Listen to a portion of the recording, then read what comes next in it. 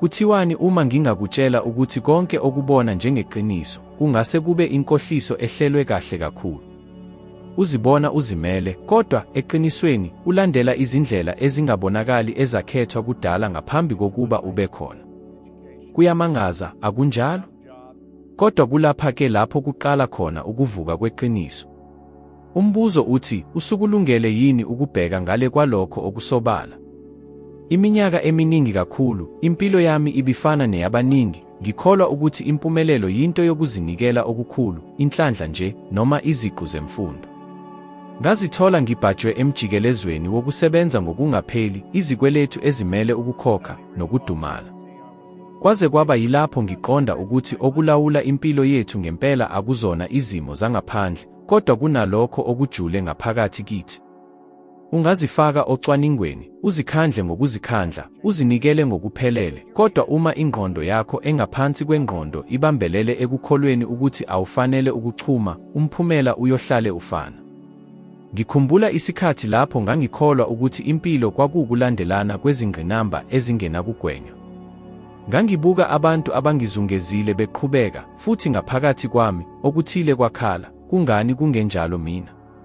Noma kunjalo, lowo mcabango washeshe wathuliswa yizwi elikhulu kakhulu, awukwazi, awufaneleki, lokhu akukona okwakho. Lelo zwi lavela ngaphakathi, futhi okwesabisa kakhulu kwaba ukuthi ngakholwa kulo. Ngasebenzisa ingxenye enkulu yobusha bami ngikholwa ukuthi ngazalelwa ukuphila ngokulinganisela, ukuze nje ngisinde, hayi ukuchuma. Futhi uyazi ukuthi yini engavamile kakhulu. Umhlaba wawubonakala uqinisekisa umbono wami ngaso sonke isikhathi. Izimali zazingalingani, amaprojekti ayebhidlika, amathuba ayengishaya amakhala. Kwakungathi yonke indalo yayihlangana ukuqinisekisa lokho engangikucabanga ngami. Konke kwaqala ukuguquka lapho leyo ncwadi ethi Think and Grow Rich ifika ezandleni zami. Ekuqaleni angizange ngikuqonde ukuthi yini eyayihlukile ngayo. Kwakubonakala njengencwadi nje evamile yokuzisiza, egcwele imishwana ekhanga inhliziyo. Kodwa isigaba esithile sasisithinta ingqondo yami ngokuphindaphindiwe, noma yini ingqondo yomuntu engayicabanga futhi ikholwe kuyo, ingayifeza. Ngaphinda ngafunda leso sigaba izikhathi eziningi kwaze kwaba usuku olulodwa, okuthile okujulile ngaphakathi kwami kwashintsha. Ngaqaphela ukuthi impilo yami yayingeyona into eyenzeka ngengozi, yayiwumbonakaliso oqondile walokho engangikubona kungenzeka kimi. Futhi kwakungathi kususiwe isembozo emehlweni ami. Kusukela lapho kuya phambili, ngaqala ukuhlaziya izinkolelo zami ngokucophelela komcwaningi. Ngaqaphela ukuthi wonke umqondo, yonke imizwa yokwehluleka, yonke incazelo engangiyenza ngokungathathi isinyathelo, kwakukuphinda nje ngokuzenzakalelayo lokho engangifundiswe ukukucabanga. Ngakhumbula izikhathi lapho ngangizwa abantu abadala bethi imali ayikhuli ezihlahleni, ukuthi impilo inzima ngempela, ukuthi abambalwa kuphela abaphumelela ngempela. Lawo mazwi aguquka aba amaqiniso angaphakathi, abumba impilo yami buthule. Kwase kuba yilapho ngiqonda ukuthi inqobo nje uma ngigcine le micabango, kungakhathaliseki ukuthi ngazikhandla kangakanani, ingqondo yami engaphansi kwengqondo yayiyohlale ithola indlela yokungibuyisela ekuqaleni. Wake wacabanga ukuthi kungani, noma ngabe konke kubonakala kuhamba kahle, okuthile kwenzeka bese izinto zidideka? Kwakungathi kunomkhawulo ongabonakali ekuthuthukeni kwakho. Lowo mkhawulo uyisithombe sakho ngaphakathi. Ngahlala ngaphakathi kwalowo mkhawulo iminyaka eminingi. Ngangibuka esibukweni ngibone umuntu ojwayelekile nje, ongenalo ithalente, ongenaso isizathu esicacile.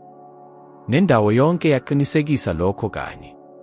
Kwase kuba yilapho ngiqonda ukuthi isihluthulelo sasingekho ekufuneni ulwazi olwengeziwe, kodwa ekubeni umuntu owayezizwa ngempela efanele okwengeziwe. Ngaqala ukuzibuka buthule, ngiqondisa ukunaka kwami emicabangweni yami nasemizweni yomzimba wami. Lapho othile ekhuluma ngokuchuma, ngangizwa ukungakhululeki. Lapho ngibona othile ephumelela, ngangizwa ukuqina esifubeni sami, ingxube yomona nokungakholwa. Lokho kwakuwubufakazi bokuthi ngangikholwa ukuthi ngeke ngibe njengabo. Umzimba wami wawudlulisa lokho ingqondo yami eyayizama ukufihla. Futhi kwaba yilapha izinto zaqala ukushintsha khona.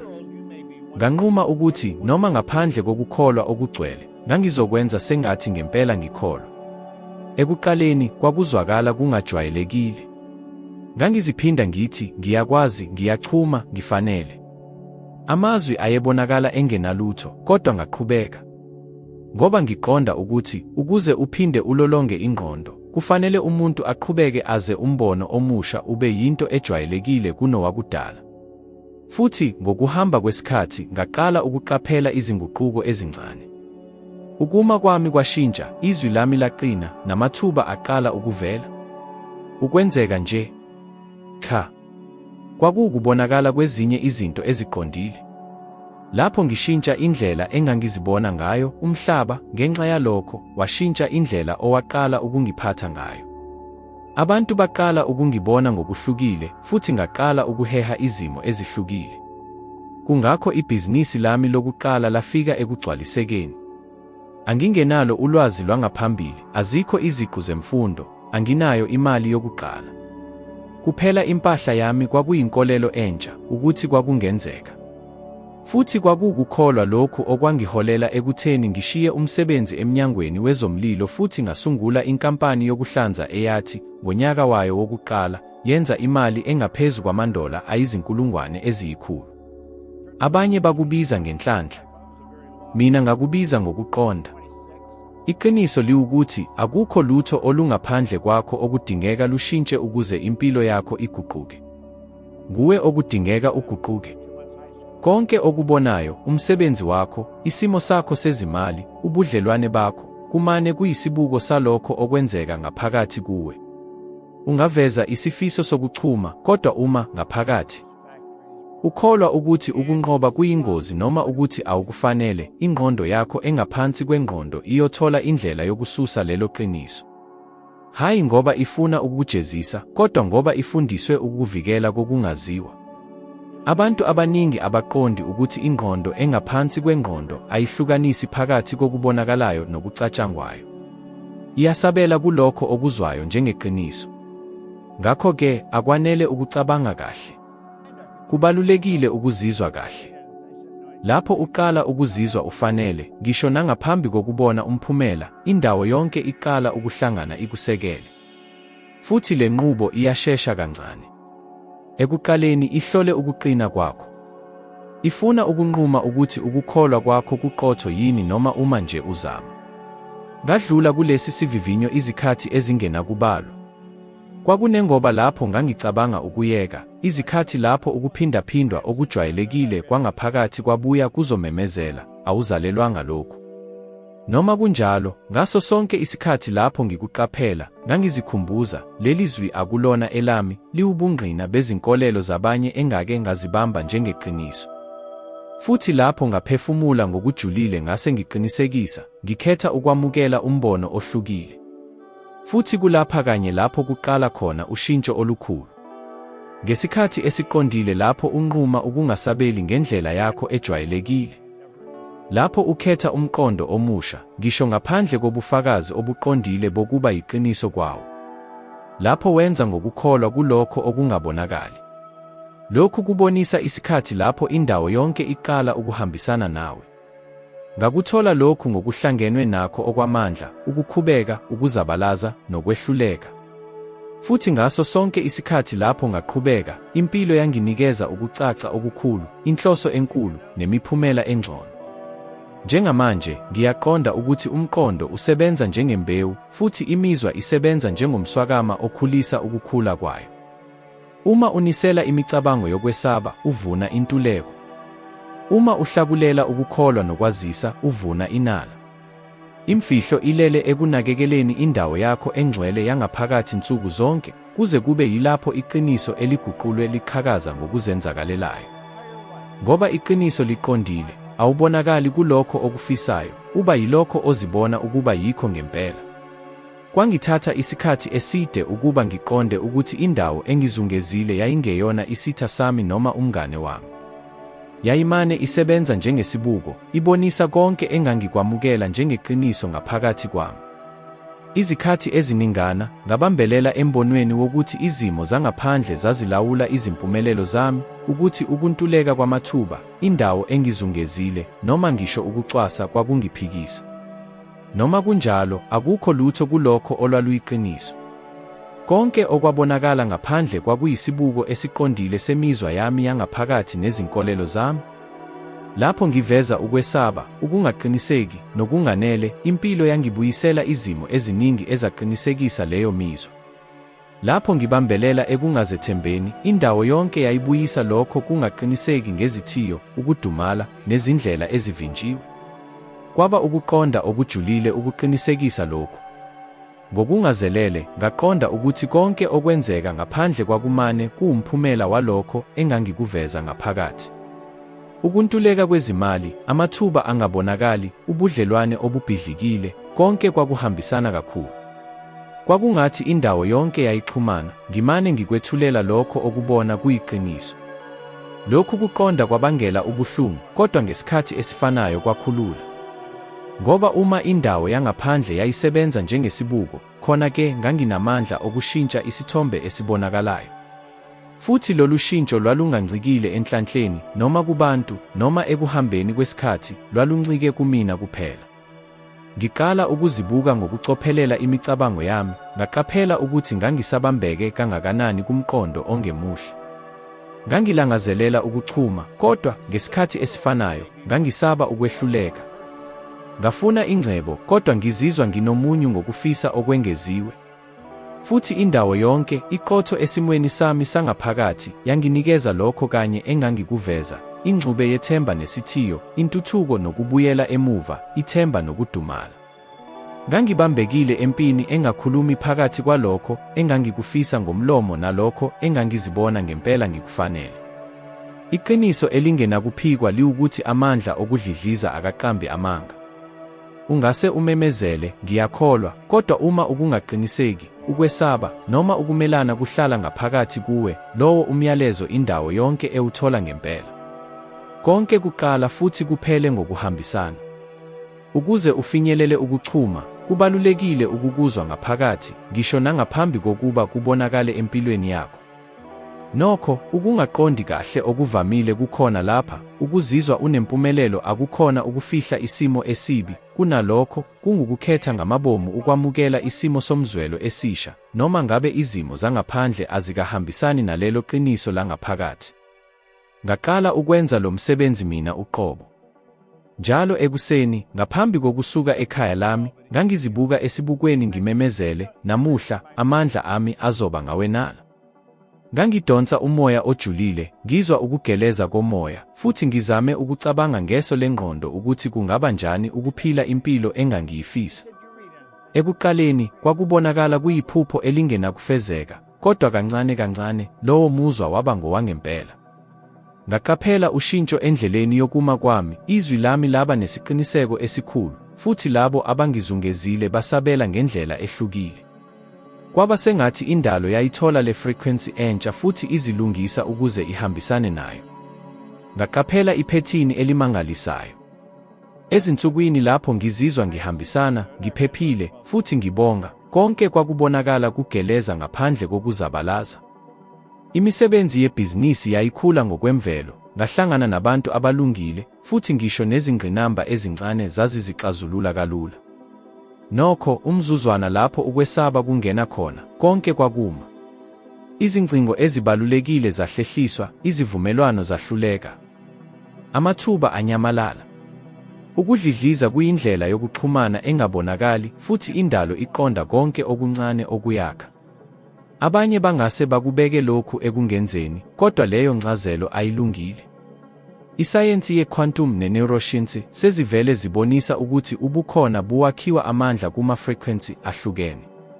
Imicabango yakho nemizwa yakho ikhipha amagagasi axhuma nenkundla ye-quantum ezungezile. Uma ukhipha ukwesaba, ubiza izimo ezikhulisa lolo kwesaba. Uma ukhipha isiqiniseko, uheha okuhlangenwe nakho okukhulisa lokho kuqiniseka. Indawo ebonakalayo imane nje iyisenzo sokubonakala kwendawo yokudlidliza.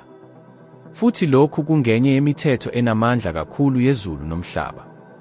Ngikhumbula isikhathi lapho ngangizama ukuqinisa le ndlela yokucabanga. Kwakunasekuseni lapho ukwesaba kokulahlekelwa yikho okuncane enganginako kwakukhulu kangangokuthi ngangivuka nginesifuba esiqinile, ngikhungethwe usizi olungenakuchazeka. Ngalezo zikhathi ngangikhumbula isimiso esibalulekile, akukhona ukwesaba ngokwakho okubhubhisayo, kodwa ukuzinikela okuqhubekayo kukho. Ngakho ngivala amehlo ami, ngangithi, konke engikudingayo sekuvele kushintsha. Indalo iyamukela inkolelo yami. Futhi kancane kancane ukwesaba kwakuzonyamalala. Kwakungaleso sikhathi lapho ngaqonda khona ukuthi isiqiniseko sangempela akukhona ukukholwa lapho izinto zihamba kahle. Ukholo ukugcina ifrequency yamandla ephakeme ngisho nalapho kubonakala sengathi kuyoqedwa konke. Ukuqhubeka ngesiqiniseko kuyilapho indawo yangaphandle ingakakhombisi iqiniso elifiselekayo. Kulapha impela lapho indalo ihlola khona ukungaguquguquki kwakho, futhi kulapha lapho abantu abaningi bekwela khona. Bakholwa isikhashana, kodwa uma beqaphela ukuthi izimo azishintshi ngokushesha, babuyela ekudlidlizeni kokungaqiniseki. Bese-ke leyo phethini iyaphindaphinda. Ukushintsha ifrequency yakho yokudlidliza kuwumkhuba wansuku zonke. Kufana nokuzivocavoca imisipha ebinganakwa isikhathi eside. Ekuqaleni kuba nokungakhululeki. Nokho, lapho uzinikela kakhulu kulomkhuba, kulapho inqubo iba ingaphakathi kakhulu. Ngelinye ilanga, uvuka uqaphele ukuthi ukuzenzisa akusadingeki, uzizwa unothile ngempela, uba nokuthula, uyabona inani lakho. Futhi yilapho indlela obona ngayo umhlaba iyashintsha. Akubangelwa uguquko lwangaphandle, kodwa kungenxa yokuthi ukudlidliza kwakho kwamanje kuhambisana nalokho obukuhlonze njalo. Ngivame ukusho ukuthi indalo ayibandlululi. Ayahluleli, ayingenzi izinqumo, futhi ayisabalalisi izijeziso noma imivuzo. Imene nje iyasabela. Isabela kulokho okubona njengeqiniso lakho langaphakathi. Futhi iqiniso olilima ngaphakathi kuwe, noma ngabe liyini, liyohlala njalo lithola indlela yokuziveza endaweni yangaphandle. Uma ufinyelela kulokhu kuqonda okujulile, ukwesaba kuyanyamalala. Ngoba uyaqaphela ukuthi wawungeke uhlale ngezimo, wahlala ubambe izintambo, noma wawungaqapheli lawo mandla. Ukudlula kwangempela kuqala lapho uthatha lo mthwalo wemfanelo. Ngoba ngalowo mzuzwana oqondile, konke okwakubonakala kungenakwenzeka kuqala ukuhamba. Abantu abalungile bayavela, amathuba ayavela, futhi inkambo yokuphila iphinde ibuyele ekugelezeni kwayo kwemvelo. Bese-ke, okokuqala, uba namandla okudala ngenhloso. Akukhona ngenhlanhla, noma ukwenzeka nje, ukuqondana kokudlidliza. Futhi uma uhambisana nefrequency yalokho okufisayo, indalo iphoqeleka ukuba ikubonise yona kanye leyo simo. Ngisakukhumbula kahle leyo nkathi empilweni yami lapho yonke into yayibonakala ingenakufezeka. Ngangihlanza amahovisi, ngichitha amahora ngihlikihla izitezi, ngicwecwa izindawo, futhi uma ngibheka iwashi, isikhathi sasibonakala singahambi. Umzimba wami wawukhathala, ingqondo yami isindwe, futhi isikhala sangaphakathi sasibonakala simemeza. Ngangibuka abangizungezile ngiqaphele abantu ezimweni ezifanayo, bephindaphinda okufanayo usuku nosuku, bengenaso isiqondiso, sengathi ikusasa labo selivele libekwe. Kwakungaleso sikhathi lapho umbuzo waqala ukungihlupha, kuthiwani uma kukhona enye indlela? Lowo mbuzo wawushintsha konke. Kwaba yinhlansi eyabasa ilangabi ngaphakathi kwami, isifiso esangilahlekisela ubuthongo bami obujwayelekile. Ngalowo mkhakha, ngangingenazo izinsiza zezimali, iziqu zemfundo, noma oxhumana nabo abanethonya. Konke engangikushiyelwe kwakuyisifiso, isasasa langaphakathi, ukungathandi okukhulu umqondo wokuthi impilo yayinomkhawulo kulelo qiniso. Futhi kwakukulo moya wokunganeliseki lapho ngaqala ukuzibuza imibuzo ejulile, umuntu ohola amadola ayizinkulungwane eziyikhulu ngonyaka ucabanga kanjani? Baphatheka kanjani lapho bevuka? Yiziphi izinkolelo zabo ngabo uqobo?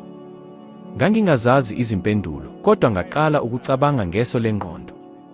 Nsuku zonke, ngaphambi kokuya emsebenzini, ngangicabanga lo muntu oneqiniso, ozolile, oqhubekayo ngenhloso ecacile. Futhi kancane kancane ngaqala ukumlingisa. Ukuziphatha kwami kwakungathi sengivele ngiwumuntu lowo. Kwakungabalulekile ukuthi izingubo zami zazimnyama noma umholo wami uphansi. Phakathi kwami, ngangigcina ubunikazi obuvuselelwe. Lapho ngingena endaweni yebhizinisi, ngangingasaziboni njengelungu labasebenzi abahlanza izindawo, kodwa njengomuntu othola ulwazi mayelana nokungena emabhizinisini, ehlaziya ukuthi abantu abaphumelelayo bacabanga kanjani, baziveza kanjani, futhi benza kanjani. Ngazinikela ekuqapheleni yonke iminingwane, njengomfundi phambi kwabafundisi ababengazi nokuthi babenendima yokufundisa. Ekuqaleni isimo sasiyimanga. Umehluko phakathi kwesimo sami samanje namaphupho ami wawumkhulu kakhulu. Ngangizibonakalisa nginempumelelo, kodwa izinsiza zami zezimali zazinganele ngisho nezidingo eziyisisekelo. Ngamemezela inala, kodwa ngase ngibhekana nobunzima. Futhi kulapha impela lapho abantu abaningi bekwela khona, bengaqondi ukuthi indalo ayisabeli ekuphuthumeni, isabela ekubekezeleni. Ngiqhubeka ngisho nalapho kungekho imiphumela ebonakalayo. Nsuku zonke, ngokuzinikela okungaguquki, nganginakekela leso simo somqondo.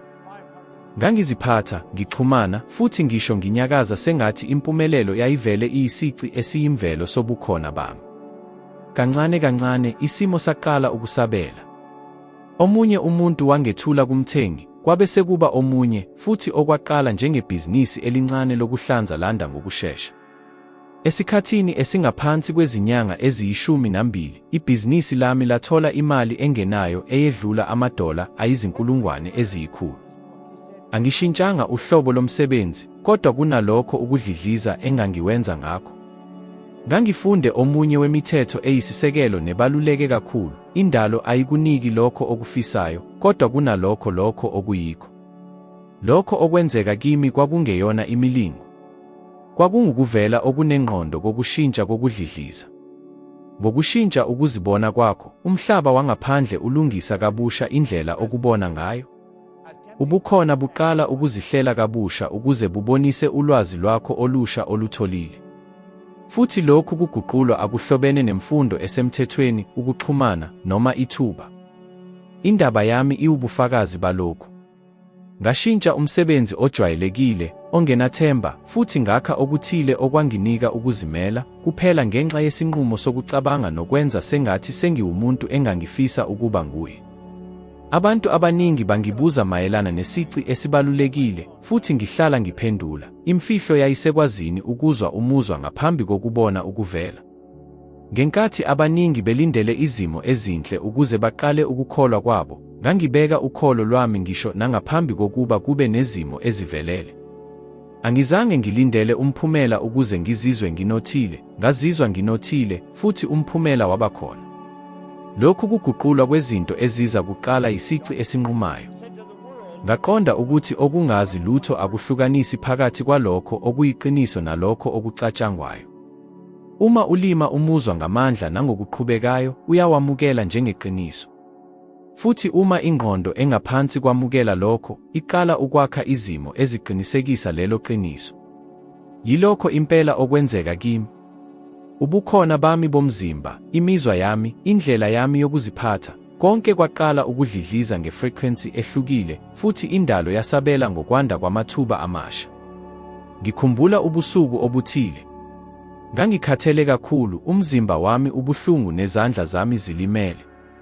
Ngangena embhedeni ngacabanga, yini isizathu sokuqhubeka? Ngokuzumayo, okuthile ngaphakathi kwami kwaphendula, ngoba manje unesiqiniseko sekhono lakho. Lokho kuqiniseka kwanginika amandla okuqhubeka. Ngaqaphela ukuthi uguquko alwenzeki lapho ufinyelela umgomo wakho, kodwa lapho uba umuntu okholwayo ukuthi angawufinyelela. Okuthakazelisayo ukuthi uma ingqondo yakho ihambisana nalobu bunikazi obusha, umzamo uyayeka ukuzwakala njengomthwalo. Awusaphikisani nomhlaba, uhambisana nawo. Amathuba aqala ukuvela ngezindlela ezingalindelekile, nabantu abalungile bayavela ngesikhathi esifanele. Ngaqala ukudonsa amaklayenti ayekhokha kakhulu, ayengincome kubanye, futhi ibhizinisi lami lachuma kalula, sengathi akukho mzamo omkhulu owenziwe. Indawo yenguquko yafika lapho ngiyeka ukuzibona nginjengomuntu ohlanzayo ehhovisi nje kuphela, ngaqala ukuzibona njengomnikazi webhizinisi elichumayo. Leyona ingqikithi yomthetho wokukhala kwesitho, resonance. Akukhona ukufisa nje kumayelana nokuziguqula wena uqobo. Umzuzwana lapho uguquka khona ngaphakathi, umkhathi awunayo enye indlela ngaphandle kokubonisa leyo nguquko. Lokhu kungenxa yokuthi awunxele, uvele usabela kulelo zinga lamandla akho. Namuhla, lapho ngibheka emuva, ngibona ukuthi inguquko yangempela ayenzekanga lapho ngiqala ukuthola izinsiza zezimali, kodwa lapho ngiyeka ukuzizwa ngiphansi noma ngilahlwa. Imali yayiwumphumela nje. Inhlanhla yangempela yabonakala ngokushesha lapho ngiqala ukuzibona ngifanele yona. Futhi yilokho kanye okuguqula konke. Akudingeki ulinde ukuba ube khona. Kubalulekile ukuba ube khona manje. Ngoba ngokuba izinga lamandla alokho okufisayo, wonke umkhathi uhlanganyela ukuguqula lelo zinga lamandla libe yiqiniso lakho elisha. Isikhathi eside ngangibambelele ekukholweni kokuthi ukusebenza kanzima kwakuyiyo yodwa indlela yokuguqula impilo yami. Sebetha kanzima, funda ngokujulile, sheshisa ijubane. Ngangicabanga ukuthi lapho ngithela amandla amaningi endaweni yami, umhlaba wawuzonginika okukhulu. Nokho, iqiniso lithi, ngangizama ukulungisa umbonakalo kunokulungisa isisekelo. Inkinga yayingekho ngaphandle, yayihlale ingaphakathi. Ngabona abantu abahlakaniphile, abakhuthele, abanezinhloso ezinhle, ababechitha iminyaka eminingi bezama ukuguqula izimo zabo zezimali, ubudlelwane babo, impilo yabo yomzimba, nokho bahlala bembambelele endaweni efanayo. Kwakubonakala sengathi amandla angabonakali ayebadonsela emuva. Kwabe sekucaca kimi, babekhohlisa umphumela, hayi imvelaphi. Umsuka wakho konke uhlala ungaphakathi engqondweni yakho. Yonke into esemhlabeni wakho obambekayo iyisibuko esiqondile sezinkolelo namazinga wamandla owathuthukisayo. Futhi okuthakazelisa kakhulu ukuthi iningi labantu lizama ukuguqula izimpilo zalo ngezinyathelo ezisuka esimweni sengqondo esiphelelwe yisikhathi, futhi lokho akukaze kulethe imiphumela. Kufana nokuzama ukuguqula umbonakalo wakho ngokucindezela phezu kwesibuko. Ungazikhathaza ngokufuna, kodwa isithombe sishintsha kuphela lapho uguqula into eyisisekelo. Ingqondo isebenza ngendlela efanayo ncamashi. Ngenza leli phutha iminyaka eminingi. Ngangifisa inhlanhla enkulu, kodwa ngaqhubeka ngikholelwa ukuthi kunzima ukuyithola. Ngangifisa uthando, kodwa ngokuyimfihlo ngangikholelwa ukuthi akekho ozokwazi ukungiqonda. Ngangifisa ukuzimela, kodwa ngangizizwa nginecala noma nini lapho ngizibekela isikhathi sami. Lokhu kungafani kwangaphakathi kwakungibophela. Ngangizothi, ngifuna, kodwa okwakushiwo ingqondo yami engaphansi kokwazi kwakuthi, angikwazi. Futhi kuhlale kuyingqondo engaphansi kokwazi ephumelelayo. Kuyamangalisa ukuthi izinkolelo ezidluliswa ngokuthula ziyibumba kanjani impilo yethu. Kusukela ebuntwaneni sizwa izinkulumo ezifana nokuthi imali ayithengi injabulo, kumele uhlupheke ukuze uphumelele, impilo ingumzabalazo. Le micabango iyahluma ibe yizakhiwo ezihleliwe ezinquma umkhawulo walokho okuvumela impilo ukuba ikwethule. Futhi noma ngabe isifiso sakho siyingqikithi, izinga lamandla oliligcinayo ngaphakathi lihlale lidlulisa umyalezo wokuntuleka emkhathini. Umphumela, izimo eziphindaphindayo, ukudumazeka okufanayo, nendlela ebonakala ingenamkhawulo.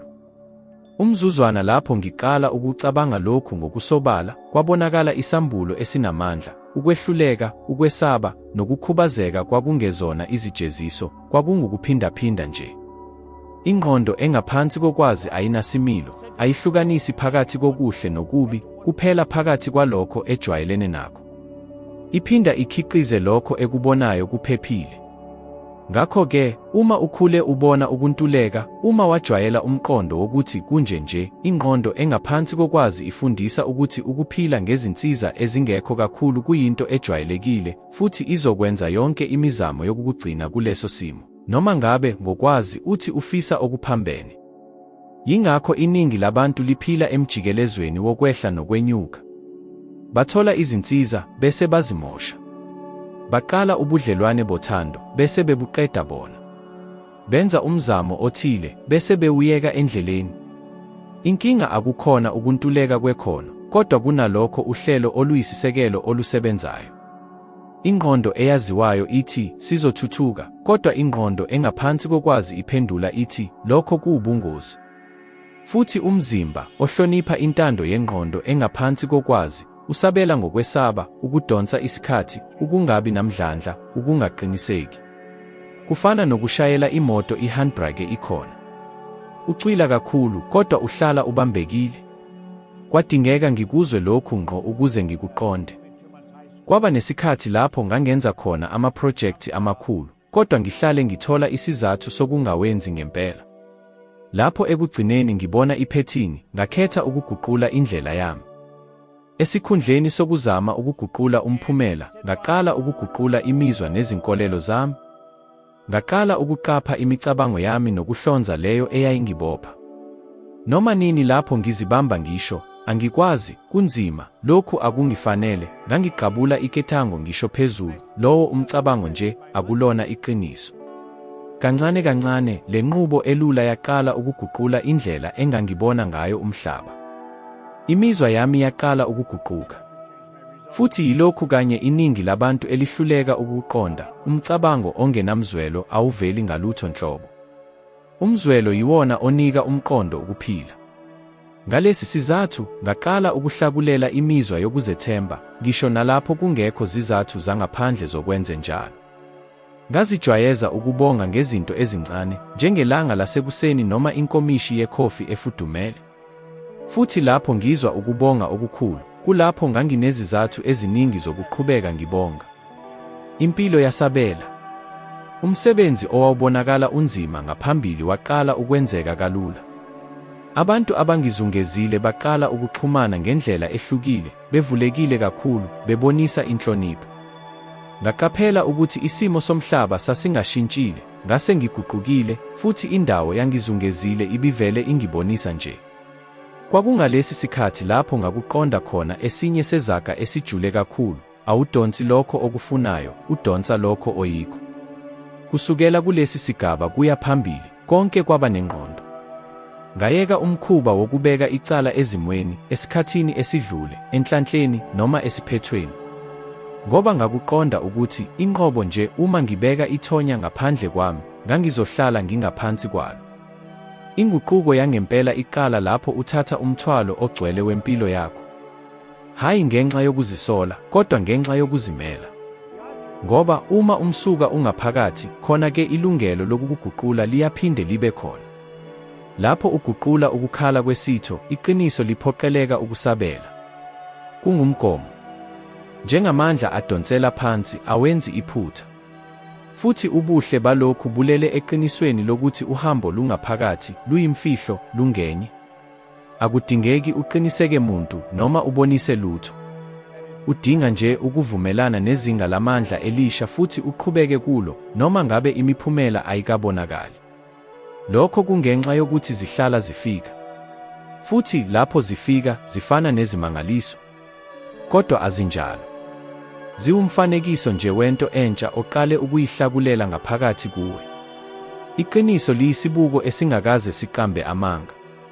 Umkhathi awukuniki lokho okufisayo, ukuletha lokho oyikho. Futhi lapho ukufunda ngempela lokho, umgomo uyashintsha. Uyayeka ukulwa nesibuko bese uqala ukubumba kabusha okubonakalayo.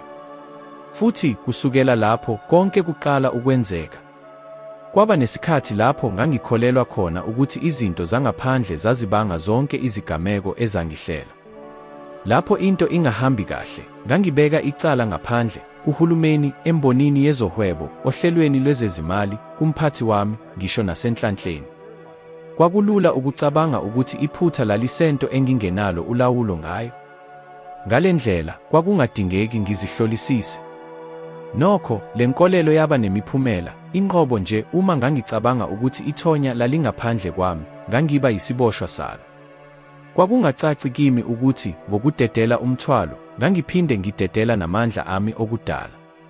Iningi labantu lenza ngale ndlela lingazi. Bazikhalela ngempilo, ngokuntuleka kwamathuba, ngesikhathi esidlule, ngobuntwana, ngakho konke okubonakala kungekho ngaphezu kwamandla abo okuhola. Futhi lokhu kuyaqondakala ngoba kuyadabukisa ukubheka esibukweni bese uqaphela ukuthi impilo umuntu anayo eqinisweni iyisibuko salokho umuntu azibona ekufanele. Nami ekuqaleni ngakhelelana nalomqondo. Lapho ngizwa umuntu eqinisekisa ukuthi zonke izigameko ezangihlela zaziwumthwalo wami, ngathukuthela. Ngazicabangela, ngingaba kanjani nomthwalo wento engingakhethanga nokuyikhetha? Nokho, ngokuhamba kwesikhathi, ngakuqonda ukuthi umthwalo awuhlangene nakancane necala. Konke kumayelana nokuthatha ubuholi. Igama elithi ukuziphendulela lashintsha lonke uhambo lwami. Ngoba umzuzwana lapho umemezela khona, nginomthwalo, usuke umemezela ngesikhathi esifanayo, ngingaguquka. Futhi yilapho kanye umgomo ushintsha khona. Lapho ubona umhlaba umelene nawe, impilo yakho iba yisimo sokuzivikela njalo. Kodwa umzuzwana lapho uzibona njengomdali, konke kuyaguquka. Uyayeka ukulwa nempilo bese uqala ukusebenzisana nayo. Izinga lakho lamandla liyaguquka ngokuphelele.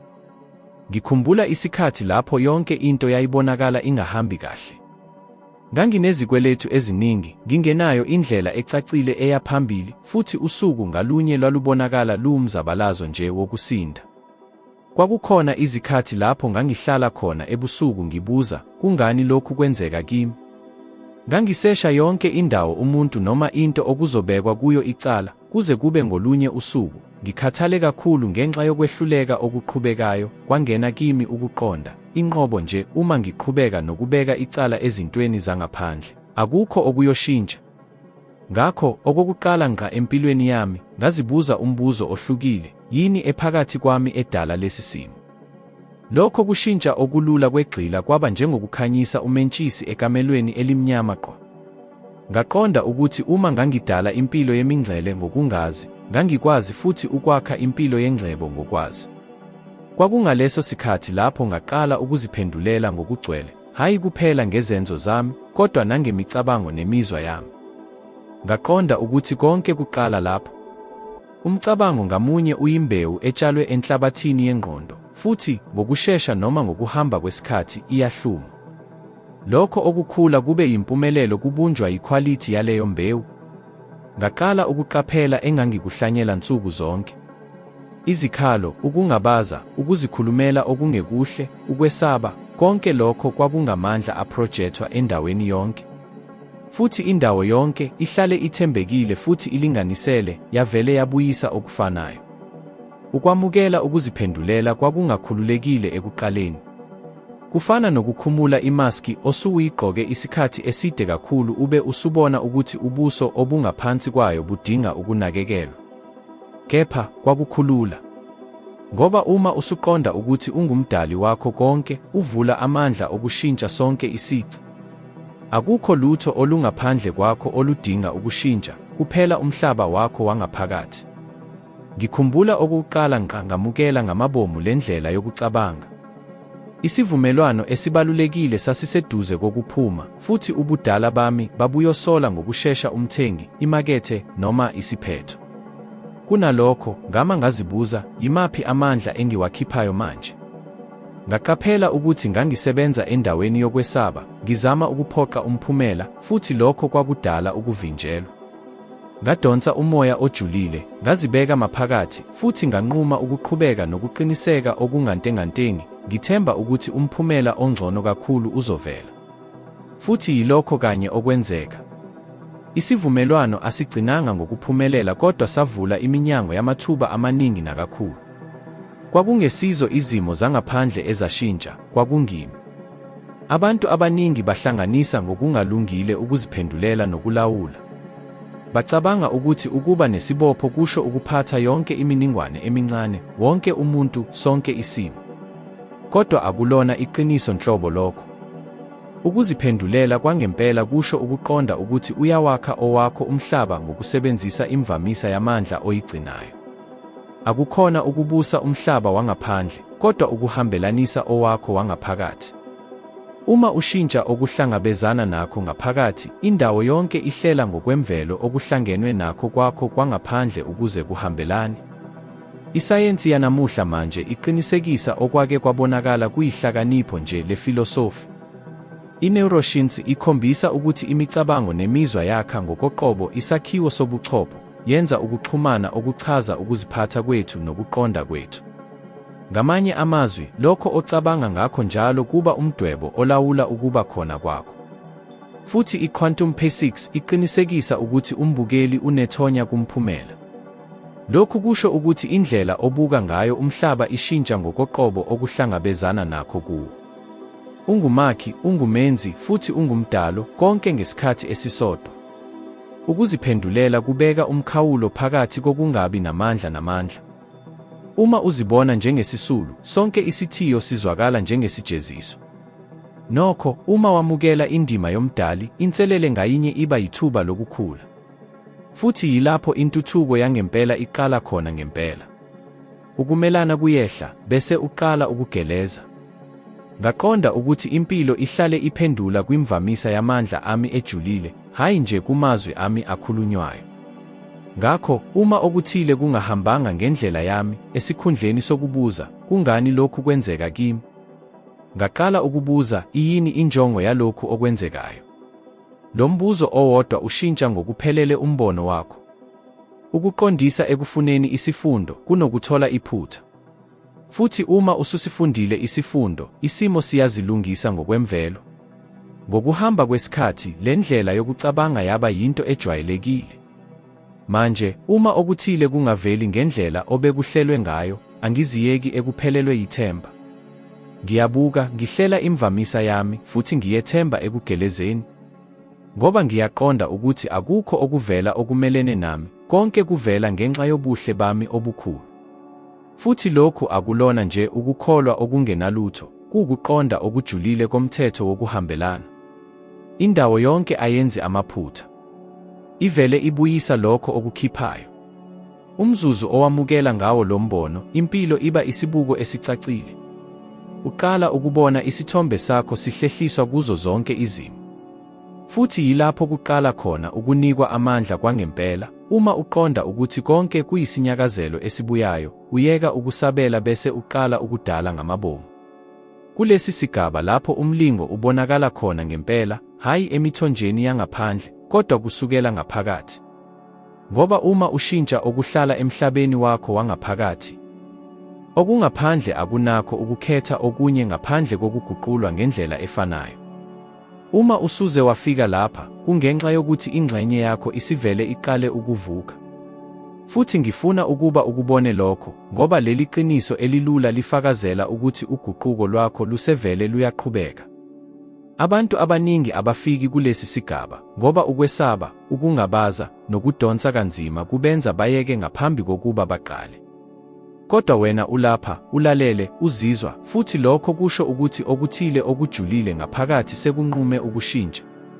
Ngakho, ngaphambi kokuba siqhubeke, ngifuna ukwenza isicelo esisodwa esilula. Uma lo myalezo ukuthinta, noma uma ukukhulumela nganoma iyiphi indlela, sicela uthathe isikhashana ucindezele inkinobho yokuthanda bese ubhalisa kulesi siteshi. Ungakwenzi nje ngenxa yami, kodwa nangenxa yakho. Ngokwenza lokho, uthumela isignali ecacile endaweni yonke yokuthi usulungele ukwanda, nokuthi uzibophezele ekukhuleni kwakho. Lesi senzo esilula siyindlela yokufanekisa yokuthi, yebo, ngikhetha ukuqhubekela phambili. Manje, asijule nakakhulu. Ngoba okuzolandela kudinga ukunaka kwakho okugcwele. Wake waqaphela ukuthi abantu abaningi kangaka bafisa ukushintsha izimpilo zabo kodwa baqhubeke bephinda imizwa efanayo usuku nosuku. Bavuka, bakhononde, bazizwe bekhathele, bacabange ngezinkinga, bakhathazeke ngekusasa, futhi baphinde baphile okwedlule.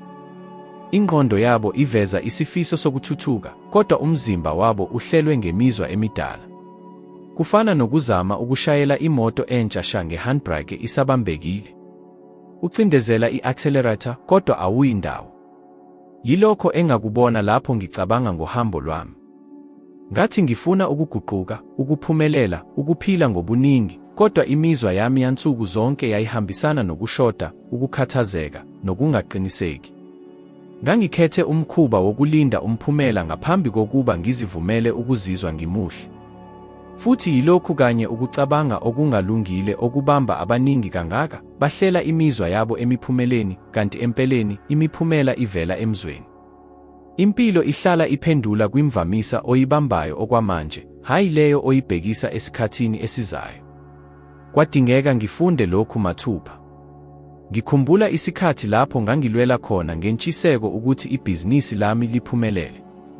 Usuku nosuku ngangiphinda iziqinisekiso ezinhle futhi ngibone ngeso lengqondo ukunqoba, kodwa ngaphakathi ngangizizwa ngikhathazekile, ngidumele futhi ngesaba ukwehluleka. Futhi ngokwemvelo, indawo yonke yaphendula kahle kakhulu kuleyo mavamisa. Akukho okubonakala kuqhubeka, izivumelwano zazihlehliswa, abantu banyamalala. Kwaze kwaba ngolunye usuku, ngikhathele ngokuphelele, ngaqaphela ukuthi ngangizama ukuheha inala ngenkathi ngisakaza ukushoda. Ngangithi ngifuna, kodwa umuzwa obukhona wawungukuthi anginakho. Kwaba yileso sikhathi lapho nganquma khona ukushintsha ukugxila kwami, esikhundleni sokuxosha okwakulahlekile, ngaqala ukuhlakulela ukubonga ngalokho enganginakho vele. Ekuqaleni kwakuzwakala njengokuzivocavoca okuphoqelelwe. Njalo ekuseni ngangihlala phansi ngibhale phansi engqondweni konke engangikubongela, impilo yami, umsebenzi wami, ukudla etafuleni lami, ngisho nezinselele, ngoba zazifundisa mina. Kancane kancane ngaqaphela into enamandla yenzeka. Umzimba wami waqala ukuphumula, ingqondo yami yacaca, nezimo zaqala ukuvela kalula. Okwake kwazwakala kuvaliwe kwaqala ukugeleza. Ukubonga kwashintsha imvamisa yami, futhi leyo mavamisa yashintsha umphumela. Umzwelo yiwona amandla aqhuba ukudalwa.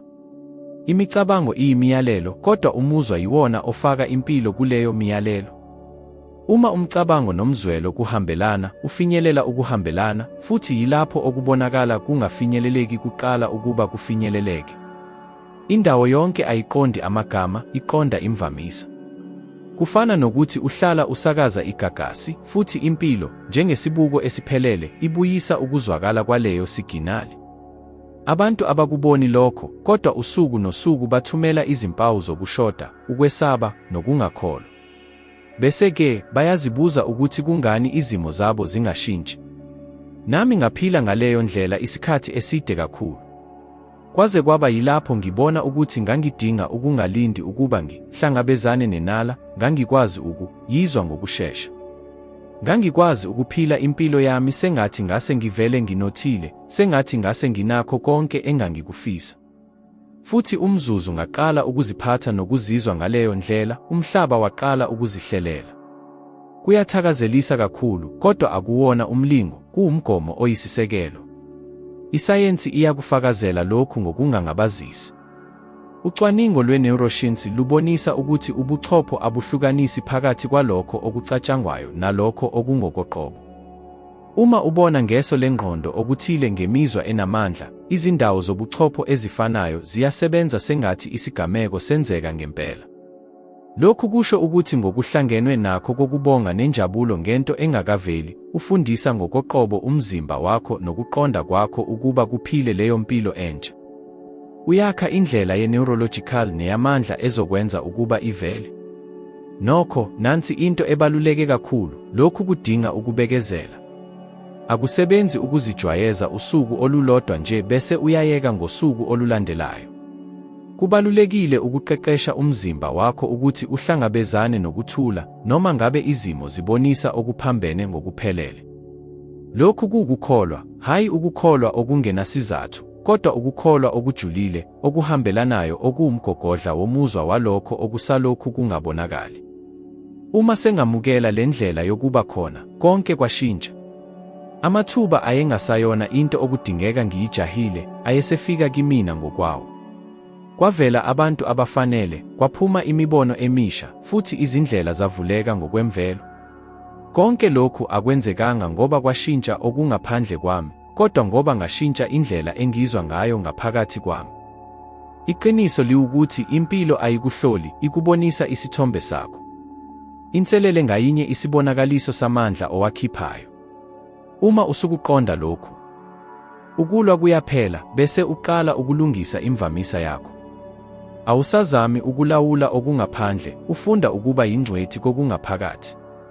Ngakho-ke, uma kukhona okungaphakathi kuwe okubonisa ukulungela okungaphezulu, ungalishayi indiva lelo zwi langaphakathi. Ingxenye ephakeme kakhulu yobukhona bakho efuna ukukhula. Zivumela ukuba uzwe kulo mzuzu nje umuzwa ofisa ukuwuzwa.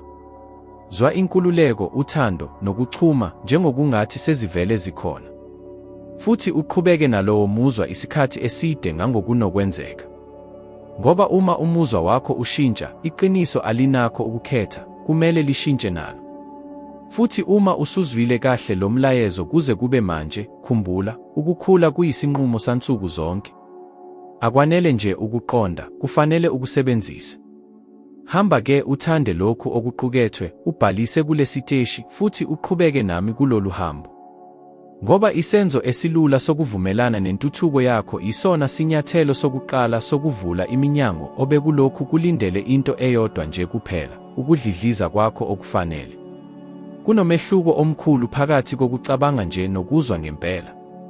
Isikhathi eside ngangikholelwa ukuthi ukushintsha nje imicabango yami kwakuzoguqula impilo yami.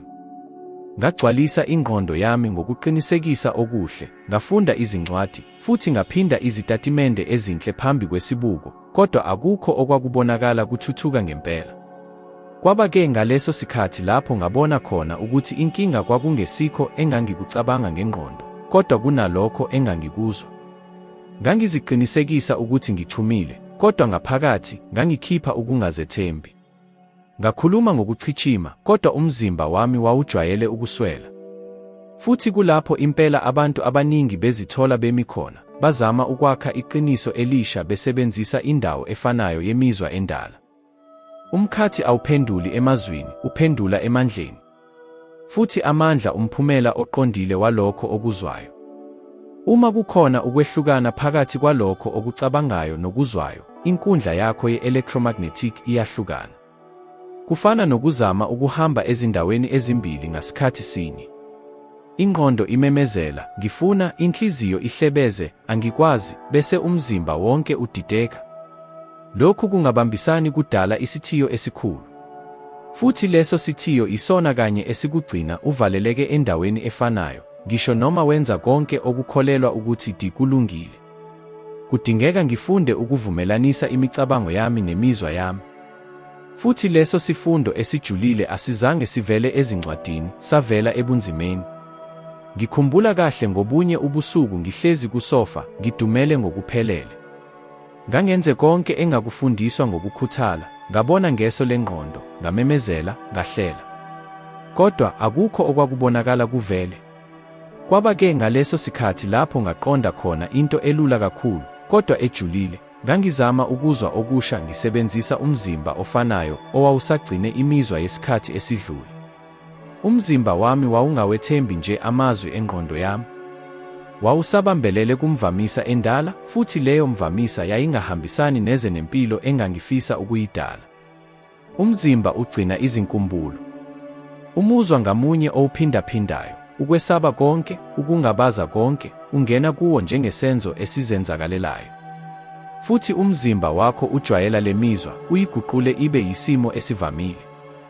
Uma ujwayele ukuzwa ukukhathazeka, ukwesaba, noma icala, umzimba wakho uzofuna lemizwa nsuku zonke, ngoba kulapho uzizwa uphephile khona. Ngisho noma ufisa ukushintsha ngokuqonda, umzimba uphikelela ekubuyeleni kulokho okwaziwayo. Yilokhu kanye okwenza abantu abaningi balahle uhambo lwabo phakathi nendawo, kungenxa yokuthi abanalo isifiso, kodwa ngoba imizimba yabo ayifundiswanga indlela yokuzwa okusha ngempela. Kwaba-ke ngaleso sikhathi lapho ngabona khona ukuthi kwakudingeka ngifundise umzimba wami ukukholelwa kulokho ingqondo yami eyayivele ikwazi. Ngaqala ukwenza engikubiza ngokuthi ukuvumelanisa kwemizwa. Nsuku zonke ngangihlala ngithule futhi ngiphefumule ngokujulile.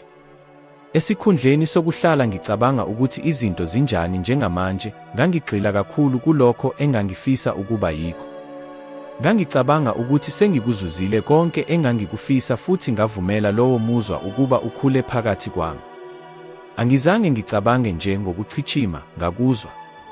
Futhi lapho ngikuzwa ngokujulile, umzimba wami waqala ukwamukela leyo mvamisa entsha.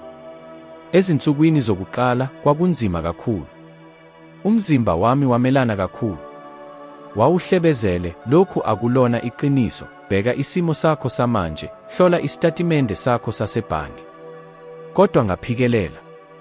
Ngangazi ukuthi uma ngingakwazi ukugcina leso simo esisha semizwa isikhathi esanele, umzimba wami uzogcina usukholelwa kukho. Futhi yilokho kanye okwenzeka. Ngolunye usuku, ngabona ukuthi ukungaphumuli kwangaphakathi kwasekwehlile. Ngangizizwa nginokuthula okwengeziwe, ngiphephile kakhudlwana, ngamukela kakhudlwana. Futhi, ngokuthakazelisayo, kwakungalesi sikhathi lapho ngaqala khona ukuheha izimo nabantu ababedlidliza ngomvamisa ofanayo ncamashi nomuzwa wami osanda kulinywa. Isayensi ikuchaza lokhu ngobuciko obumangalisayo. Inhliziyo inezinzwa ezingaphezu kwezinkulungwane ezingama-40 futhi idlulisa amandla amaningi engqondweni kunokuba kube okuphambene. Uma inhliziyo nengqondo kuvumelana ngokuphelele, uma imicabango nemizwa yakho idlidliza ngomvamisa ofanayo ncamashi, umzimba wakho wonke ungena esimweni sokuthula okujulile. Kulesi simo, amandla akho ayakhula, inkundla yakho ye-electromagnetic iyaqina, futhi umkhathi uphendula cishe ngokushesha. Kuyavela amathuba, imibono igeleza kalula, futhi izinqumo ziba sobala. Lokhu akuyona imilingo, yi-P6 eyisisekelo. Kodwa ukuze ufinyelele kulesi sigaba, kufanele uhlakulele ukuba khona. Udinga ukuqaphela okuzwayo. Izikhathi ezingaki nsuku zonke uzithola uzizwa udangele, ukhathazekile, noma wesaba into engakazivezi nokho. Sonke isikhathi wenza lokhu, uqinisekisa iqiniso lakho elidala. Futhi umkhathi ohlala ungathathi hlangothi, uphendula nje yebo kunoma yini oyikhiphayo. Uma udlidliza ngokukhathazeka, ukunika izizathu ezingaphezulu zokukhathazeka. Kodwa uma ukhetha ngokuqonda ukuzwa ukubonga, ukwethemba, nothando, ngisho ngaphandle kwesizathu esicacile sangaphandle, umkhathi uphendula yebo nakulokho. Ngakuzwa lokhu ngokwami. Ngikhumbula isikhathi lapho ngangiseceleni kokulahla ithemba emzamweni othile. Ngangizwa ukuthi konke kwakume kude. Ngakho ngazibuza, ukube sengikuzuzile engikufisayo, ngingazizwa kanjani manje? Ngavala amehlo ami futhi ngavumela lowo muzwa ukuba ungigcwalise ngokuphelele. Kwakuyinhlanganisela yokuthula, ukukhululeka, nomdlandla. Futhi ngakugcina leso simo imizuzu embalwa, ngaphandle kokuphoqa noma yini, ngimane nje ngizwe. Ngemva kwamahora amabili, ngathola ucingo olwashintsha ngokuphelele indlela yalowo msebenzi. Kwakungesiyona nje ingozi. Kwakuyi-vibrational resonance emsulwa. Yile ndlela umkhathi osebenza ngayo, ubuyisela kuwe lokho okukhiphayo. Akumayelana nokufisa, kumayelana nokudlidliza. Uma umuzwa uhambisana nomcabango, amandla ageleza ngokukhululeka, futhi iqiniso liyaphendula ngqo. Inkinga iwukuthi abantu abaningi baphila bequbuzana ngaphakathi. Bafisa uthando, kodwa bazwa ukwesaba. Bafuna imali, kodwa bazwa ukuzisola. Balangazelela inkululeko, kodwa bazwa ukungaqiniseki. Uma inhliziyo nengqondo kudonsa ezindaweni eziphambene, impilo izoqhubeka imile. Kodwa uma ukwazi ukuhlanganisa okucabangayo nalokho okuzwayo, okungenzeka kancane kuqala ukuziveza ngempela. Kulesi simo esiqondile lapho i-intuition ivuka khona, ukufana kwezehlakalo kwenzeka kalula, futhi izixazululo zivela njengokungathi zivela emoyeni. Ngoba akusenakho ukumelana, kukhona kuphela ukugeleza okumsulwa. Uyayeka ukuba umuntu ohlala efuna bese uba umuntu oheha kalula. Futhi ingxenye ethakazelisa kakhulu ukuthi lokhu kuvumelana akuyona indawo yokugcina, kuwumkhuba oqhubekayo. Ungaqala khona manje. Qaphela ukuthi uzizwa kanjani kulomzuzu nje. Phefumula bese uzibuza, yini engifisa ngempela ukuyizwa? Bese mane nje ukuzwe. Ungacabangi, zwa. Yenza lokhu nsuku zonke kuze kube yilapho lowo muzwa omusha uba yinto elula. Lapho umzimba wakho usugcine usuwamukele lo muzwa omusha, ngeke usadinga ukulwa ukuze ushintshe iqiniso. Izoguquka yodwa ngoba ukudlidliza kwakho kuzobe sekushintshe ngokuyisisekelo. Lena yinguquko yangempela, lapho umcabango uyeka ukuba umqondo nje bese uguquka ube yinto ezwayo ejulile. Lapho ingqondo nenhliziyo kudansa ngesigqi esiphelele, umkhathi uvumelana nawe ngokuphelele. Futhi kuleso simo akukho lutho olungenakufinyelelwa. Kulo lonke uhambo lwami, ngiye ngabona okuthile okuthakazelisa kakhulu. Impumelelo ayihlobene ngaphakathi namandla omuntu okucabanga, isizinda sakhe, noma ngisho namathuba awanikwayo. Ngihlangabezane nabantu abahlakaniphe ngendlela emangalisayo, abanamadiploma, amakhono, namandla amakhulu, abanokho baphila bevaleleke empilweni engenalutho, belokhu belwela ukukhokha izindleko zabo, bekhathala njalo, futhi behlala bezitshela ukuthi ngingolunye usuku konke kuzoshintsha. Ngokuphambene, ngihlangabezane nabantu abazithobayo, ababenemfundo encane nje, abakhe imibuso, bazuza ukuzimela kwangempela, futhi bakhombisa umuzwa wokuzethemba nokuthula okungapheli. Abanye abaningi abachitha izimpilo zabo zonke bekufuna. Lokhu kwangenza ngazindla, yini ngempela ehlukanisa laba bantu? Ngokuhamba kwesikhathi, ngathola ukuthi kwakungesikho ngolwazi, kodwa kunalokho izinga labo lokuqonda. Futhi ukuqonda kuqala ngendlela ozibona ngayo wena. Umehluko phakathi kwalabo abakhulayo nalabo abahlala bemilise kukholelweni abanakho ngabo. Labo abakholelwa ukuthi bafanele, bayakwazi, futhi banele benza ngokuhambisana nalokhu kukholo. Ngokuphambene nalokho, labo abathwele umuzwa wokungafaneleki baphila ngokuzibhokisa okuqhubekayo, noma ngabe ngokungazi. Indalo iphendula ekudlidlizeni, kanti ukudlidliza kuphuma emfanekisweni womuntu azibona ngawo. Kwakungukubuka lokhu lapho ngabona khona okuthile okukhuthazayo ohambweni lowesifazane engimhlonipha kakhulu, u-Oprah Winfrey. Wazalelwa ebumpofini obukhulu, wabhekana nokuhlukunyezwa, wahlangana nokuchema nokwenqatshwa. Konke okumzungezile kwakubonisa ukuthi wayengenalo nhlobo ithuba. Kodwa-ke, ngesikhathi esithile, wenza isinqumo, wanquma ukuthi imibono yabanye ngeke imchaze. U-Oprah waphendukela ngaphakathi wazakhela umbono omusha ngaye, isithombe samandla, udumo, nenhloso. Kwakungale mfanekiso omusha awutholile lapho aguqula khona impilo yakhe, futhi, ngokuhamba kwesikhathi, nempilo yezigidi zabantu. Ubukhulu bokushintsha indaba yempilo yomuntu ngalendlela. Akazange aguqule isimo sezwe ukuze aziguqule, waziguqula yena, kanti indalo yajoyina isimo sakhe esisha. Yile ndlela indalo esebenza ngayo. Ngokushintsha ngaphakathi, iqiniso langaphandle alinaso esinye isinqumo ngaphandle kokubonisa lokho kuguqulo. Umhlaba uyisibuko samandla akho nje. Ngibone izinto ezinjalo izikhathi ezingenabalo, hayi kuphela kubantu abadumile, kodwa nakubantu abajwayelekile, kubafundi nabangane abathi, okokuqala ngqa, bakhetha ukuzibona ngomunye umbono. Abantu abathi, iminyaka eminingi, bacasha ngemuva kokwesaba, ukuzisola, ukungqubuzana nabanye, kwaze kwaba ngesikhathi esithile babanga, kwanele. Nginquma ukuba yilokho engiyikho ngempela. Kwaba kuloyo mzuzu, kulokho kubonakalisa okulula kokwamukela isimo esisha, lapho izimpilo zabo zaqala khona ukuhamba phambili. Ngoba iqiniso liwukuthi awusoze wakwazi ukudlula umbono onawo ngawe. Uma ekujuleni kwakho, kuhlala ukukholelwa ukuthi awukwazi ngokwanele, indalo izozibophela ukuqinisekisa lowo mbono, kaningi, uze unqume ukushintsha iparadigma. Ngenxa yalesi sizathu, abaningi bazinikela ngentshiseko, basebenza ngokungaphezi, kodwa abathuthuki. Bafuna ukwakha impilo evelele, kuyilapho begcina umqondo okhawulelwe wobunjalo babo. Futhi impumelelo enjalo ayinakwenzeka. Uhambo luka-Oprah lunomthelela ngoba luveza okuthile esikuthwele sonke ngaphakathi kithi. Ilungelo lokukhetha ukuthi sifisa ukuba ngobani.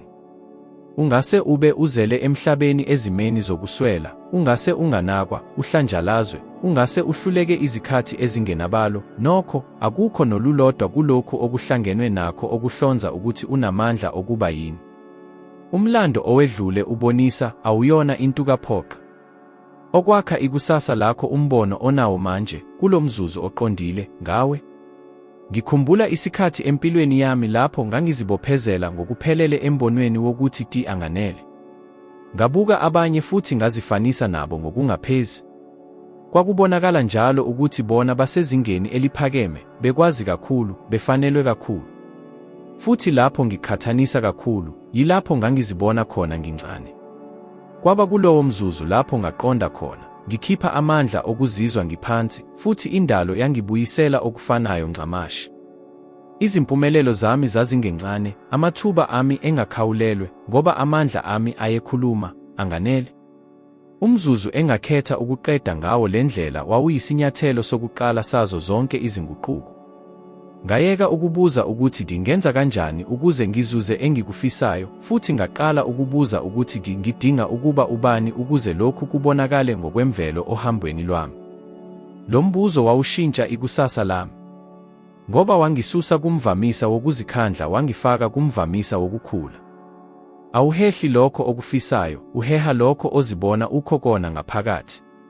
Futhi lokhu kukholwa akuhlali emazwini owasho, kodwa emzweni owuthwele lapho kungekho ababukayo. Yilokho okubamba njengeqiniso ngawe lapho usunesizungu, lapho ubuka esibukweni, lapho kungekho naluphi udumo, lapho kungekho lutho olubonakala luthuthuka. Kungulowo mzuzu lapho ubunjalo bamandla akho bubonakala khona. Ukuguquka kuqala lapho uzivumela ukuzibona unqabile ngaphambi kokuba umhlaba ukwamukele. Lapho ukhetha ukuzizwa ufanelwe ngaphandle kwesidingo sokuqinisekiswa kwangaphandle. Yilokhu okudala amandla abiza izimo ezinhle. U-Oprah akazange alinde umhlaba ukuba umthembise ukuze azikholelwe, wayengumqwali kulesi senzo. Futhi kwakungenxa yalesi sizathu ukuthi umhlaba wamsekela ngemuva kwalokho. Kwabonakala ukuthi inhlalakahle iyisibuko sobunjalo, hayi nje umsebenzi.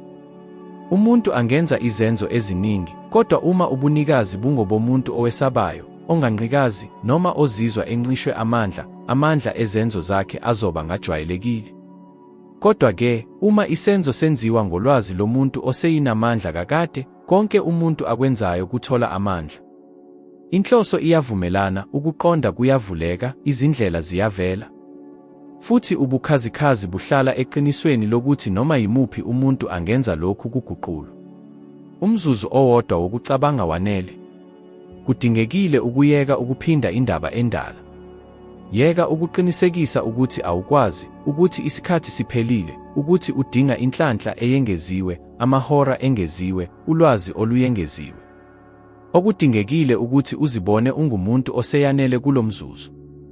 Ngoba impilo izohlale ibonisa lokho okubona njengokungenzeka ngawe. Umbuzo engikubekela wona ulula, uma ngabe ukholwe ngempela ukuthi ufanelwe yikho konke okufisayo, yini engaguquka namuhla? Ungaqhubeka kanjani? Ungaziveza ngaluphi uhlobo? Yiziphi izinqumo ongazenza? Qala ukwenza ngale ndlela ngokushesha. Umvamisa wamandla wandulela ukubonakala. Futhi ngokuguqula amandla akho, iqiniso liyaphoqeleka ukulandela isigqi esisha sombono wakho. Kunanamandla angabonakali aqondisa zonke izidalwa, kuhlanganise nalabo abathi abakholelwa lutho. Lamandla yi-archetype, iqoqo lezinkolelo, amasiko, nezindlela zokubona ezizinzile kangangokuba zizenzekela. Isebenza njengesofthiwe esebenza ngemuva, iphatha imiqondo yakho, imizwa yakho, nezingxoxo zakho, ngaphandle kokuthi uyibone. Futhi kungaleso sizathu ncamashi ukuthi, kaningi, noma ngabe unomfutho wokushintsha, uhlangabezana nokuphindaphinda kwamaphethini afanayo, ukuheha kwezimo ezifanayo, ukuhlangenwe nakho kwemikhawulo efanayo. Ngoba i-archetype, uma ingaguqulwa ngamabomu, iphinda okwedlule okwamanje futhi ikubiza ngesiphetho. Ngabhekana nalesi siboshwa iminyaka eminingi. Futhi isici esiyingozi kakhulu se-archetype ukuthi ikukholisa ukuthi ulawula. Ukholwa ukuthi wenza izinqumo ezinengqondo, kodwa empeleni umane ulandela isifanekiso esidala. Ikushukumisela ukuthi ungasithembi okusha, uvimbele intuthuko, uqinisekise ukwesaba. Zingaki izikhathi ofise ngazo ukuthatha isinyathelo esisodwa sibheke kokukhulu, kodwa izwi langaphakathi linyenyeze, kuthiwani uma ihluleka, kuthiwani uma ingekona okwakho. Leli zwi liyisibonakaliso se-archetype ezama ukukugcina ungenzi lutho, ngoba, ngokombono wayo, okungaziwa kubonakala njengengozi. Futhi iqiniso liwukuthi ingxenye enkulu yabantu ayikaze ikhululeke kulolu hlobo. Baphila beboshwe izinhlelo ezindala, bephinda izindaba ezitholwe ezizukulwaneni ezedlule. Bakhula bezwa ukuthi ingcebo iyinkimbinkimbi, ukuthi impumelelo ngeyabambalwa, ukuthi uthando lwangempela alubonakali, futhi banikela impilo yabo ekufakazeleni ngokungazi ukuthi lezi zinsolo ziliqiniso.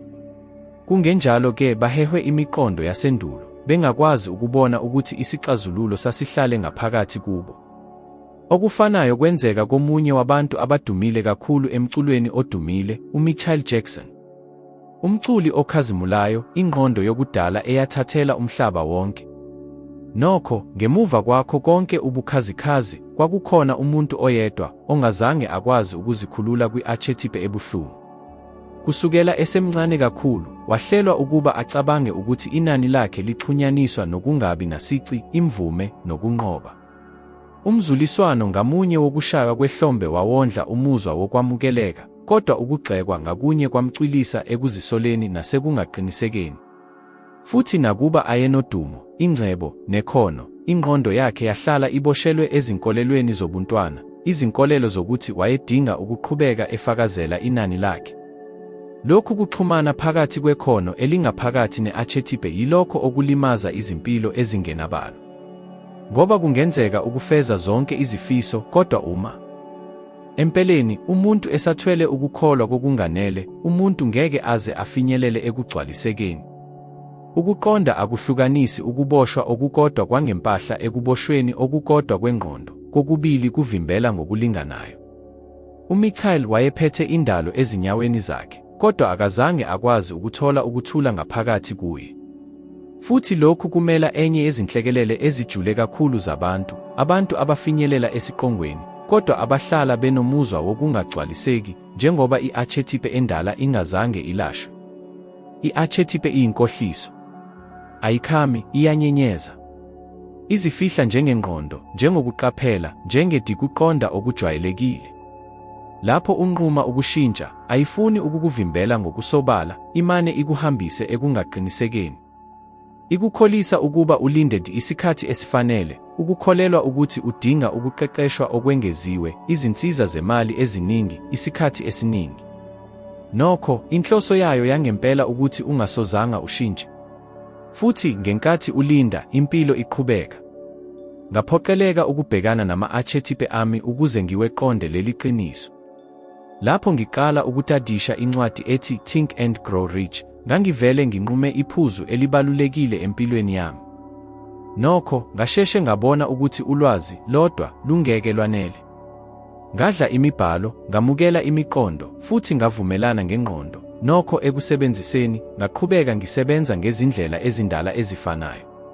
Kwaba yikhona lapho ngabamba khona umbono owodwa obalulekile, uhlobo olujulile lwangaphakathi aludilizwa yiminingwane, luguquka ngokuziphinda njalo nangomuzwa ojulile. Kubalulekile ukushintsha indlela ingqondo yakho esebenza ngayo, usuku nosuku, kuze kube yilapho umbono omusha uvela ngokwemvelo. Ngaqala ukukhuluma ngokuphimisayo, nsuku zonke, iziqiniseko mayelana nomuntu engangifisa ukuba nguye, hayi ngobuchwepheshe, kodwa ngiwuzwa ngaphakathi ngokujulile wonke umqondo owodwa. Futhi noma nini lapho imiqondo yami emidala izama ukungibuyisela emuva, ngabambelela. Ngokuhamba kwesikhathi, lezo zinkolelo ezindala zaqala ukushabalala. Yile ndlela uhlobo olujulile lwangaphakathi luqaquluka ngayo, hayi ngesenzo esisodwa esingajwayelekile, kodwa ngezinqumo ezincane, eziphindaphindwa njalo, kuze kube yilapho okusha sekunamandla kakhulu kunokudala. Isayensi yezinzwa iyasichaza lesi simo. Wonke umqondo owodwa wakha indlela yenzwa, futhi uma ucabanga kakhulu umqondo, yilapho leyo ndlela iqina khona.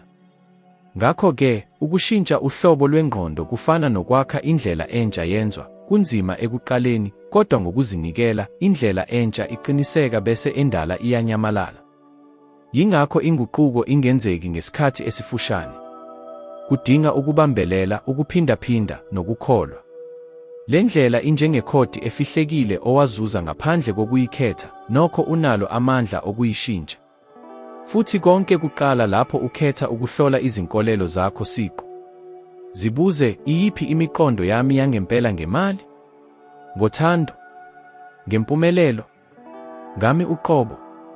Uzomangala ukuthola ukuthi eziningi zalezi zinkolelo akuzona ezakho, ziyimiqondo yamakhokho oyifunde kwabanye ezenzakalweni zesikhathi esedlule nasemvelweni yakho yamasiko. Inkululeko yangempela ayikusho ukwenza konke okufika engqondweni, kodwa ukukhetha lokho okukholelwayo. Ngoba inqobo nje uma izinkolelo zakho zivele zitholwe nje, impilo yakho izofana nengeyomunye umuntu. Ukukhula kwangempela kuvela lapho umemezela khona, ngikhetha amaqiniso engiwamukelayo. Uma wenza lokhu, uhlelo lwezinkolelo oludala luqala ukuwohloka. Kodwa-ke, kubalulekile ukukhumbula, uhlelo oludala luzozama ukukubuyisela emuva. Luzohlola ukuzimisela kwakho. Luzobeka izithiyo endleleni yakho, lukwenza ungabaze ukuthi uya ngendlela eyodwa efanele yini. Kulesi sigaba lapho kufanele uhlale ungasazisi, ngoba ngaso sonke isikhathi uma ulwa nendlela endala, uyaqinisa okusha. Impilo iklomelisa ukubambelela. Akudingeki ulwe nohlelo oludala lwengqondo, kwanele ukuyeka ukulondla. Nikeza amandla okusha. Cabanga njengomuntu osevele wawina. Zizwe njengomuntu osevele uphumelele. Yenza njengomuntu osevele ukhululekile. Futhi, ngokuhamba kwesikhathi, imodeli endala izovele iyeke ukuba khona, ngoba igcina amandla ayo inqobo nje uma uyikholwa. Indaba kaMichael Jackson iveza okwenzekayo lapho ubuhlakani busibekela ukuzazi. Impumelelo ebonakalayo ayifani nenkululeko yangaphakathi. Ngakho-ke, akukona nje ukushintsha izenzo zakho, kodwa ukwakha kabusha ubuntu bakho obujulile. Ukugcwaliseka kwangempela kuqala lapho uyeka ukuboshelwa emikhubeni endala futhi uba umakhi oqaphelayo wengqondo yakho. Futhi lapho lokhu kwenzeka, wembula okuthile okumangalisayo, wonke umhlaba uyaguquka, hayi ngoba wona ushintshile, kodwa ngoba ekugcineni uqala ukuwubona ngesibuko senkululeko. Njengoba uqala ukucabanga ngempilo ngalombono omusha, konke kuba nencazelo ehlukile. Izimo ezifanayo ezake zabonakala njengezithiyo ziba amathuba, ukwesaba okwake kwakukhinyabeza kuguquka kube izimpawu zokuqhubeka, nabantu abaseduze nawe baqala ukukhombisa amandla amasha owakhiphayo. Iqiniso ukuthi umkhathi awuzange uyeke ukuphendula, uvele ulindele umzuzu lapho uzokhetha ukubona okungaphezu kokungaphandle futhi uthembe amandla ahlale ekungaphakathi kuwe. Kulesi sikhathi ngifuna ukukunikeza isimemo. Uma kukhona okukodwa kulokhu kucabanga okukhulume nomphefumulo wakho, uma ubona ukuthi lo mlayezo unamandla okukhuthaza othandekayo, sicela wabelane ngalo okuqukethwe okuzwakalayo nokubonakalayo nalowo muntu. Mhlawumbe balindele lokhu ngqo, isikhumbuzi samakhono abo, ithuba labo lokuqala kabusha, ukuthi kusekhona ubuningi obukhulu bezinto okwamanje okungajatshulelwa. Ngiveza ukubonga kwami okujulile ngokuhlala nami kuze kube kulesi sikhathi, ngokunginika ukungena engqondweni yakho futhi, izikhathi ezimbalwa nje ezifushane, ungenze ngikhulume nomoya wakho ngokuqondile. Qhubeka kulolu hambo lokukhula, ngoba zonke izinyathelo ozithathayo eziya embonweni wakho ophakeme kakhulu ziyisinyathelo esisondeza sonke isintu enguqukweni. Ngibheke ngabomvu ukukubona kuvidiyo elandelayo. Kunokuningi kakhulu okumele kuhlolwe, futhi ndawonye sizoqhubeka nokuqhubeka umqondo owodwa ngesikhathi.